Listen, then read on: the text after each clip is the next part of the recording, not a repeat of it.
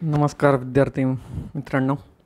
आज खरं तर MPSC सिक्रेट्स या चॅनलच्या माध्यमातून पहिल्यांदाच आज आम्ही आपल्यासमोर येत आहोत. MPSCची जी डेट आलेली आहे ती साधारणतः 28 सप्टेंबर ही प्रिलिम्सची डेट आलेली आहे. आणि जे विद्यार्थी राज्यसेवेची तयारी करत आहेत सगळ्यांसाठी प्रिलिम्स तरी ॲटलिस्ट सारख्या बेसवर किंवा एक समान पातळीवर असणार आहे. फक्त मुख्य परीक्षा जी वर्णनात्मक असणार आहे, डिस्क्रिप्टिव्ह असणार आहे, तो थोडासा पार्ट एक चॅलेंजिंग किंवा नवीन हा सर्वांसाठी असणार आहे. त्याच्यामुळं जी आपण स्पर्धा म्हणू ती एक थोडीशी एक समान पातळीवरची यावर्षी आपल्याला पाहायला मिळेल. तर प्रामुख्याने आता जो आपण सुरुवात करणार आहोत की आता साधारणतः माझ्या मते 178 दिवस 28 सप्टेंबरला म्हणजे आपल्या MPSCच्या प्रीसाठी राहिलेले आहेत 178 दिवस. तर 178 दिवसांचं प्लॅनिंग तुम्ही कसं करणार आहात? प्रत्येक दिवशी एक टार्गेट बेस्ड स्टडी करण्याचा आपण या चॅनलच्या माध्यमातून प्रयत्न करणार आहोत. आणि फक्त वरवर अभ्यास न करता तर बेसिकपासून आपण सगळ्या गोष्टी या चॅनलच्या माध्यमातून आपल्यासमोर आम्ही घेणार आहोत. जे स्टेट बोर्ड्स आपल्याला लागतात तर त्यांचे लेक्चर्स आपण इथे अपलोड करणार आहोत. त्यासोबतच रिसेंटली जे अधिकारी म्हणून जे विद्यार्थी सिलेक्ट झालेले आहेत त्यांचे गेस्ट लेक्चर म्हणून देखील आपण या चॅनलवर आपण इंट्रोड्यूस करणार आहोत. आणि जास्त करून हा जो सेशन आहे तो इंटरॅक्टिव्ह कसा होईल यासाठी माझा प्रयत्न असणार आहे. तर कुठल्या पण परीक्षेची तयारी करण्याअगोदर सगळे विद्यार्थी ज्या प्रमुख गोष्टींकडे दुर्लक्ष करतात ती गोष्ट म्हणजे त्या परीक्षेचा असणारा अभ्यासक्रम आणि दुसरी गोष्ट म्हणजे त्या परीक्षेचे प्रिव्हियस इयरचे क्वेश्चन पेपर्स. तर माझं तुम्हा सगळ्या विद्यार्थ्यांना हे सांगणार राहील की आपल्याला जर प्रिलिम्स ही जास्त मार्जिनने जर सिक्युअर करायची असेल तर तुम्हाला त्याचा अभ्यासक्रम हा तोंडपाठ असणं गरजेचं आहे. आता तुम्ही म्हणाल सर प्रीचा अभ्यासक्रम तर साधारणतः 7 पॉईंट्समध्ये संपून जातो. मग त्यासोबतच तुम्ही आणखीन काय करू शकताय तर मेन्सचा जो अभ्यासक्रम आहे त्याची एक कॉपी तुमच्या डेस्कवर जिथे तुम्ही अभ्यास करता त्या टेबलावर ही नेहमी असणं गरजेचं आहे. तर या दोन गोष्टींचं आणि प्रिव्हियस इयरचे प्रीचे जे क्वेश्चन पेपर्स आहेत ते आपण डोळ्यासमोर ठेवणार आहोत. ठीक आहे.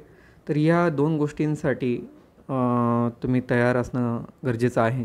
तर आता आपण पहिल्या लेक्चरमध्ये असं वाया न घालवता आपण सिलेबसकडे येऊयात. तर सिलेबसमध्ये सगळ्यात महत्त्वाचा जो टॉपिक आहे तो सांगितलेला आहे चालू घडामोडी. बरोबर. या चालू घडामोडीमध्ये आपल्याला प्रामुख्याने ज्या गोष्टी लागतील त्याच्यामध्ये कुठलं पण एक करंट अफेअर्सचं व्यवस्थित असणारं बुक तुम्ही फॉलो करू शकता. त्याच्यामध्ये मी पर्टिक्युलरली काय सांगणार नाही, ती तुमची इच्छा असेल की तुम्ही कुठल्या बुक फॉलो करताय. पण माझं याबद्दलचं एक सांगणं राहील की त्याची जी संख्या आहे चालू घडामोडीचा अभ्यास करणाऱ्या सोर्सेसची संख्या ही 2पेक्षा जास्त नसावी. 2 हे मोर दॅन सफिशियंट आहेत. 2 नंबरला जे पॉईंट आहे तो आहे भारताचा इतिहास आणि भारतीय राष्ट्रीय चळवळ महाराष्ट्राला काहीतरी महत्त्व देऊन. म्हणजे भारताचा इतिहास आहे, भारतीय राष्ट्रीय चळवळ आहे, पण त्याच्यामध्ये स्पेसिफिकली महाराष्ट्र संदर्भात ज्या गोष्टी घडलेल्या आहेत त्यांचा आपल्याला प्रामुख्याने विचार करायचा आहे. ठीक आहे. मग त्याच्यामध्ये स्टेट बोर्डच्या पण बऱ्याचशा गोष्टी आता 1-2 वर्षात आयोगाने विचारलेल्या आहेत त्या आपण पाहणार आहोत.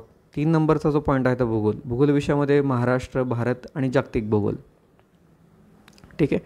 तर त्याच्यामध्ये मग स्पेसिफिकली काही सांगितलेलं आहे का त्यांनी, तर त्या भूगोलामध्ये भौतिक म्हणजे फिजिकल, सामाजिक म्हणजे सोशल आणि आर्थिक म्हणजे इकॉनॉमिकल जॉग्राफी या 3 अँगलचा विचार करायचा आहे. फक्त भूगोल म्हणजे फक्त घाट, नकाशे एवढंच नाही आहे. त्याच्यामध्ये सामाजिक, आर्थिक आणि भौतिक या तिन्ही गोष्टींचा विचार आपल्याला भूगोल म्हणजे जॉग्राफीमध्ये करायचा आहे. 4 नंबरचा जो पॉईंट आहे तो आहे पॉलिटी आहे की नाही, म्हणजेच भारत आणि महाराष्ट्र, राजकारण आणि प्रशासन, संविधान, राजकीय व्यवस्था, पंचायती राज, शहरी प्रशासन आणि सार्वजनिक हक्कांचे प्रश्न वगैरे वगैरे. ठीक आहे. इंडियन पॉलिटीचा टॉपिक थोडासा आपण आपल्या सगळ्यांचं एकच बुक आहे ते म्हणजे लक्ष्मीकांत, ते आपलं तोंडपाठ असणं गरजेचं आहे. ते आपण देखील त्याच्या लेक्चरमध्ये आपण सगळ्या पॉईंट्स हलक्या फुलक्या पद्धतीने तोंडपाठ करून घेणार आहोत. 5 नंबरचा पॉईंट आहे आर्थिक आणि सामाजिक विकास. आता इकॉनॉमिक्समध्ये त्यांनी स्पेसिफिकली ज्या गोष्टी सांगितलेल्या आहेत ना त्या शब्दांवर तुम्ही फोकस करा. शाश्वत विकास म्हणजे सस्टेनेबल डेव्हलपमेंट, 2 नंबर गरिबी, पॉवर्टी, समावेशन म्हणजे इन्क्ल्युजन, लोकसंख्याशास्त्र, सामाजिक क्षेत्रातील उपक्रम. आता हे पॉईंट 1, 2, 3, 4, 5 पॉईंट्समध्ये तुम्हाला त्यांनी आर्थिक आणि सामाजिक विकासाबद्दल भाष्य केलेलं दिसतं आहे. तर आता याचा फायदा काय होईल? शाश्वत विकासासंदर्भात ज्या ज्या गोष्टी आहेत ना, तुम्ही त्या सर्च करा, त्याचे पॉईंट्स बनवा, किंवा आपण जे लेक्चरमध्ये घेणारच आहोत येत्या काळामध्ये. तर या सिलेबसचे शब्दनशब्द तुमच्या झोपेत देखील तोंडपाठ हवेत.